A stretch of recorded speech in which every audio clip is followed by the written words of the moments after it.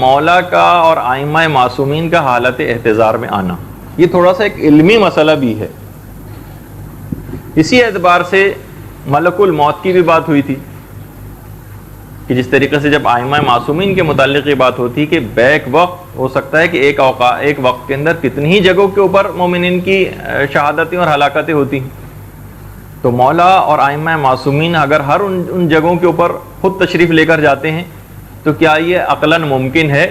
کہ ایک وقت میں اتنی جگہوں پر انسان اپنے اسی جسم کے ساتھ جائے؟ یعنی ایک جو جملہ تسامحاً کہہ دیا جاتا ہے کہ ائمہ معصومین، یعنی جو ایک علمی بحث بھی ہے، کیا پروردگار عالم کی طرح ہر جگہ پر حاضر و ناظر ہے؟ ہاں، البتہ اتنا بتا دوں کہ حاضر و ناظر کی جو ٹرم ہے نا، دیکھیے یہ اصل میں یہ دو چیزوں کو آپس میں ملا دینا ہے. ناظر کی بحث بالکل ایک الگ بحث ہے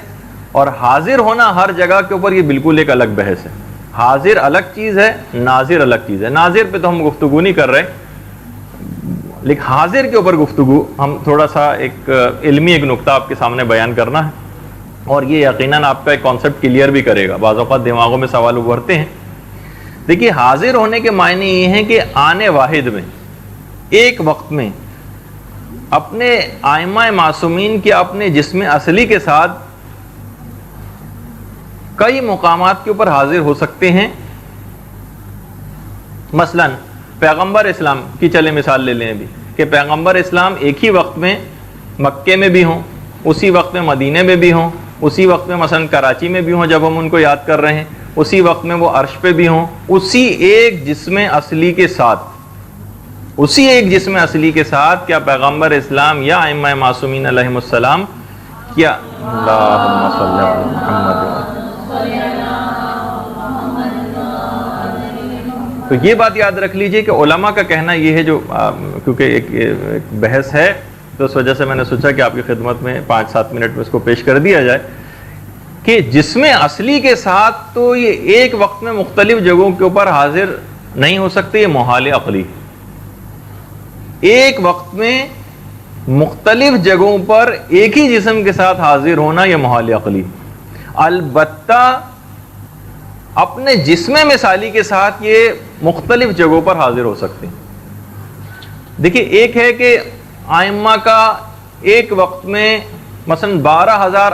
عالموں کا سیر کر کے واپس آ جانا، یہ تو بالکل ممکن ہے. اس کو تو سرعت سیر کہا جاتا ہے، یعنی بہت تیز رفتاری کے ساتھ. جیسے پیغمبر اسلام گئے تھے معراج کے سفر پر، اور جب وہ وہاں سے واپس آئے تو وہ جو آپ روایت میں پڑھتی ہیں کہ وہ کنڈی بھی ہل رہی تھی اور پانی بھی ویسے ہی بہہ رہا تھا، اس کو سرعت سیر کہا جاتا ہے. یعنی پیغمبر اتنے زیادہ عالموں کا سفر بھی دیکھ کر آئے، اور کتنی تفصیل ہے معراج کے واقعے کی، اور اس کے باوجود بھی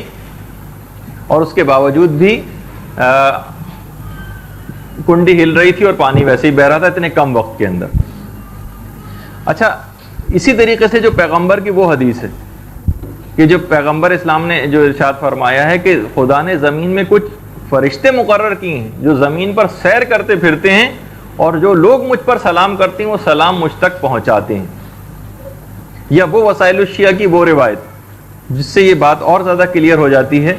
کہ جو دنیا کے مفہوم ہے روایت کا، کہ جو دنیا کے مختلف علاقوں سے لوگ مجھ کو سلام کرتے ہیں وہ مجھ کو پہنچایا جاتا ہے، اور جو میری قبر کے نزدیک آ کر مجھ کو سلام کرتا ہے اس کو میں براہ راست سن لیتا ہوں.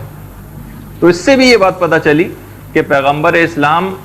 ایک وقت میں اپنے جسم اصلی کے ساتھ متعدد جگہوں پر حاضر نہیں ہوتے ہیں، کیونکہ یہ محال عقلی ہے. البتہ جسم مثالی کے ساتھ حاضر ہو سکتے ہیں. یا وہ جو دعائے ندبہ کے اندر آپ پڑھتی ہیں، فَبَلَّغَهُ مِنَّا تَحِيَّةً وَسَلَامًا، کہ اے پروردگار میرا سلام ان تک پہنچا دے، میرا تحیہ و سلام ان تک پہنچا دے. اس کا مطلب ہے کہ دور سے جو لوگ ہوتے ہیں ان کا سلام ائمہ معصومین تک پہنچایا جاتا ہے. تو بہرحال وہ جو ایک روایت بھی کچھ عرصے پہلے میں نے آپ کی خدمت میں پیش کی تھی کہ مثلا جو وہ مولا نے جو 40 جگہوں پر افطار کیا تھا، اور پھر جبریل نے خدا کی طرف سے یعنی آ کے کہا تھا کہ انہوں نے عرش پر افطار کیا اور کھانا ہمارے ساتھ تناول فرمایا ہے، تو اس کے متعلق ہوئی ناصر الملت علی اللہ مقامہ، جو ایک بڑے مجتہد تھے ہندوستان کے، ان سے بھی یہی سوال پوچھا گیا کہ کیا کوئی ذاکر یہ والی روایت پڑھ سکتا ہے کہ مولا ایک وقت میں مختلف جگہوں کے اوپر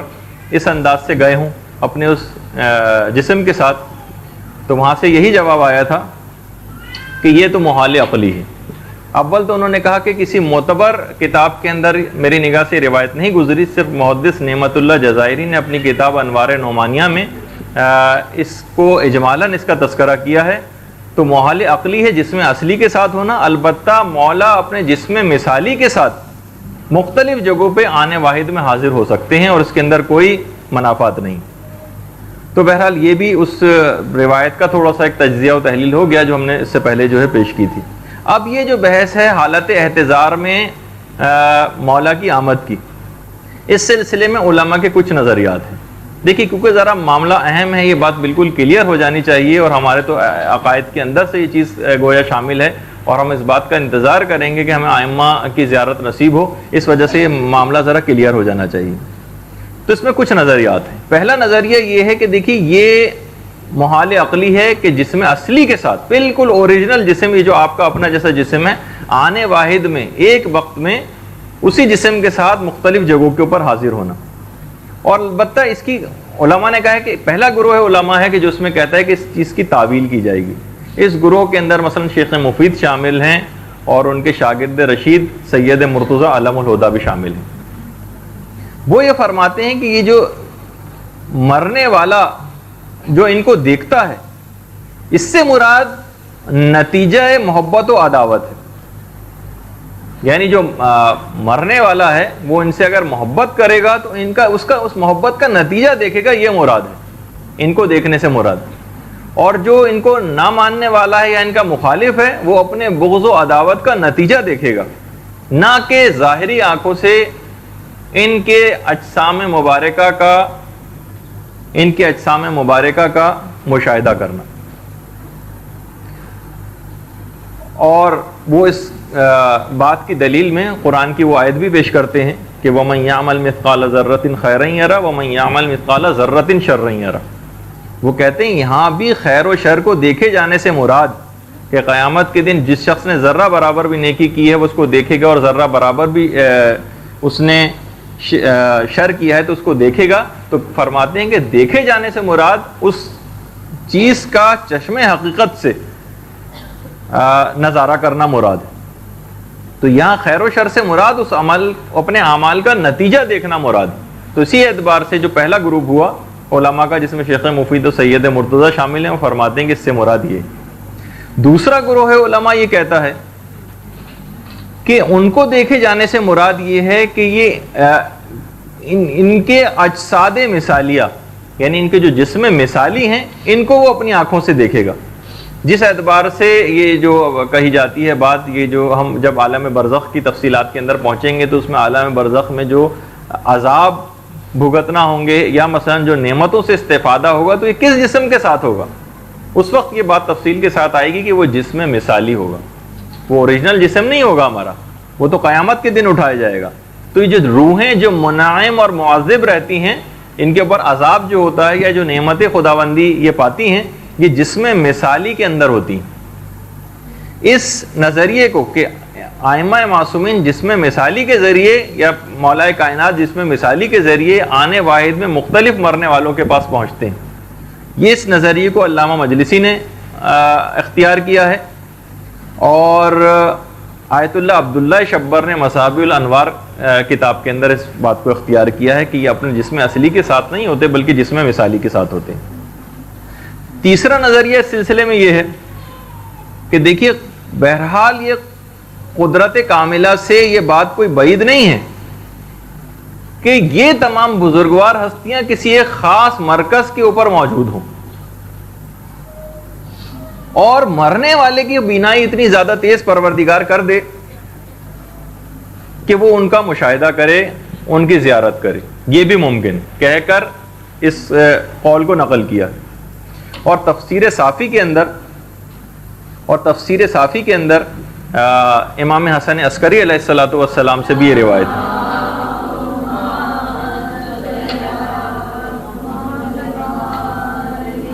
کہ مرنے والے سے ملک الموت کہے گا کہ دیکھو، جو میں نے ایک دفعہ شاید اس سے پہلے بھی روایت پیش کی تھی، کہے گا دیکھو، جب وہ نظر اٹھا کر دیکھے گا تو روایت کا جملہ ہے یرا محمدا وعلیا والطیبین،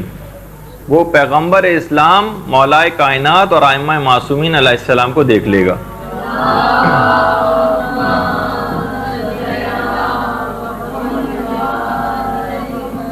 اچھا،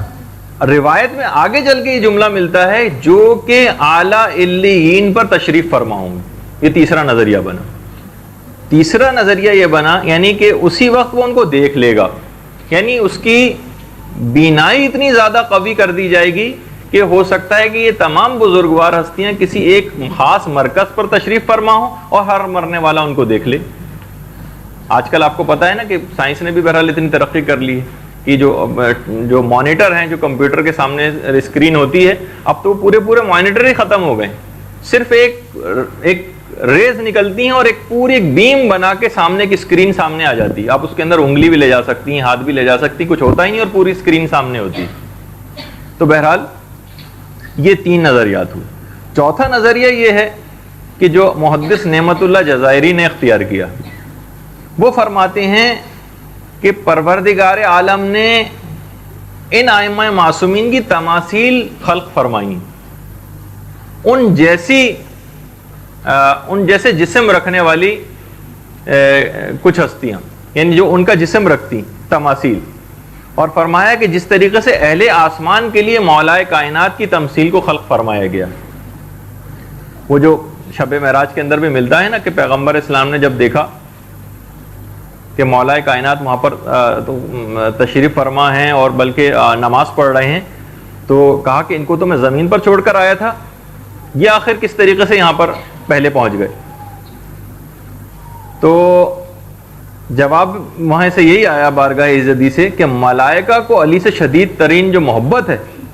اس کو دیکھ کر ان کے اطمینان کی خاطر علی کی تمثیل کو خلق کیا گیا ہے۔ اور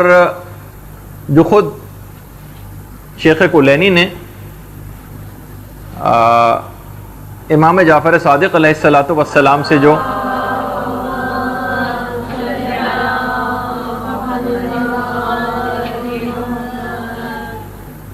حدیث اس سلسلے میں نقل کی ہے کہ وہ اے مرنے والے تو اپنی آنکھیں کھول،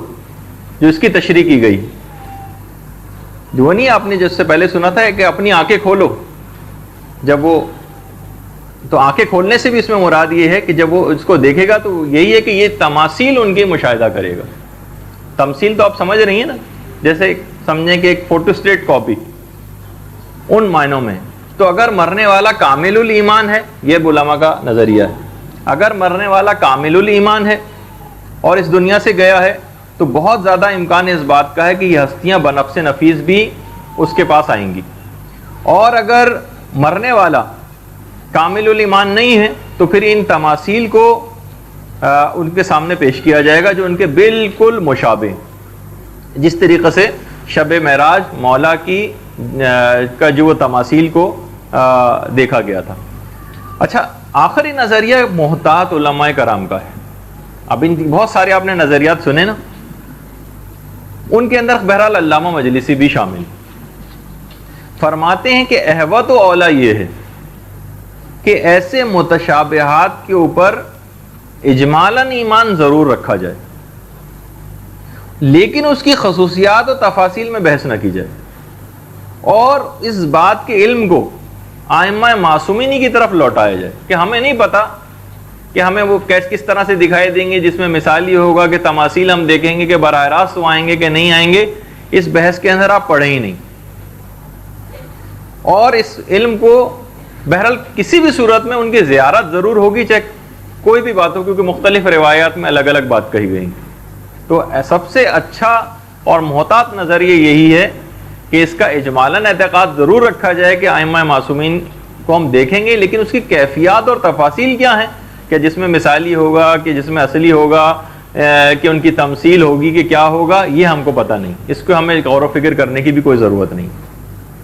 مقصد یہ ہے کہ مختصراً ہمیں اس بات کا علم ہمیں رکھنا چاہیے کہ ہمیں ائمہ معصومین کی زیارت نصیب ہوگی، لیکن وہ زیارت کیا جسم اصلی کی زیارت ہوگی،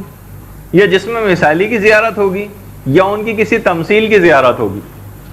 یہ اس کا اعتقاد رکھنا ہم پر واجب نہیں ہے، نہ اس میں غور و فکر کرنے کی کوئی زیادہ ضرورت ہے. بس یہ اعتقاد رکھیں کہ ہاں ان کی زیارت ہوگی،